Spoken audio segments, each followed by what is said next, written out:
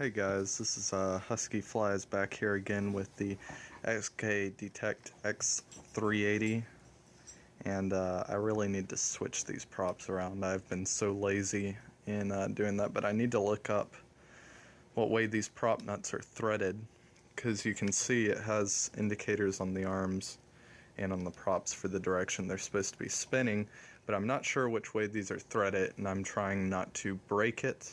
So I have that combined with laziness. I haven't taken them off and swapped them to the correct positions yet, but you know, the clockwise and counterclockwise are in the correct positions anyway, so still flies great.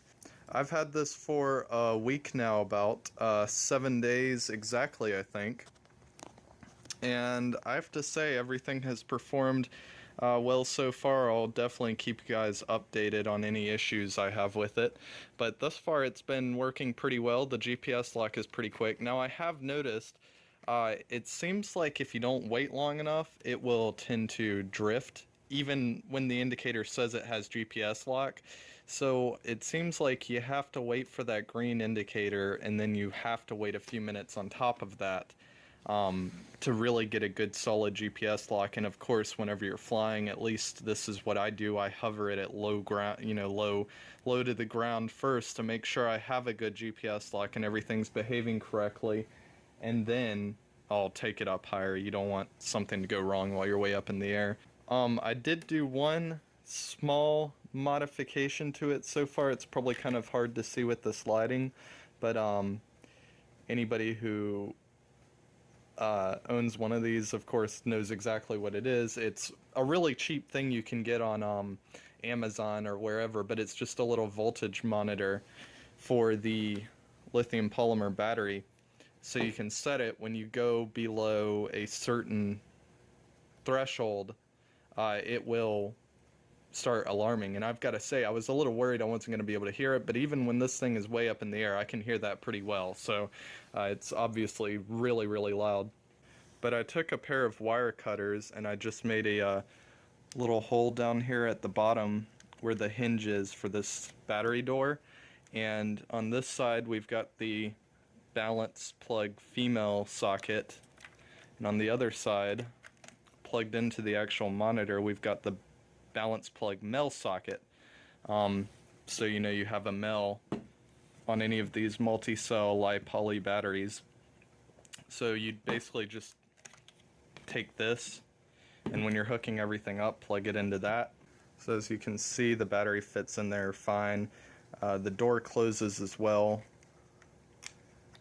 It is a little bit more of a pain sometimes, but I can still get it to fit because that battery door has a lot of room.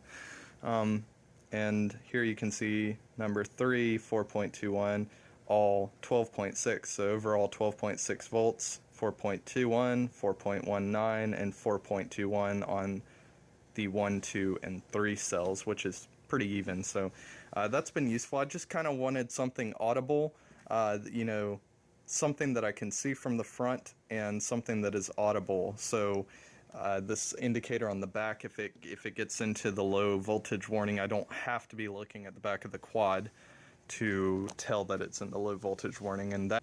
But anyways, getting off topic a little bit there, I guess. Yeah, so far I've really enjoyed the XK. Like I said in one of my previous videos, it's my first GPS quadcopter, and the GPS works really, really well on it.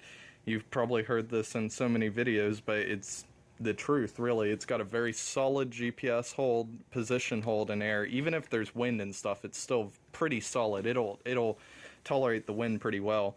And it's got a very solid return to home. So, you know, the GPS features the altitude hold, position hold, and return to home are all really, really good on it. I did a flight with it earlier today, just to, you know, make sure everything was still working, and I just felt like flying. I only got about 10 minutes in, mostly because it's been freezing here. It's like 15 degrees outside here, so I could only tolerate for about 10 minutes before I decided I was coming back inside. So I didn't really do anything crazy. It was mostly just some panoramas at different altitudes, but I'll go ahead and throw that up. Once again, it's Husky-Flies. Hope you guys enjoyed. Make sure to hit that like and subscribe.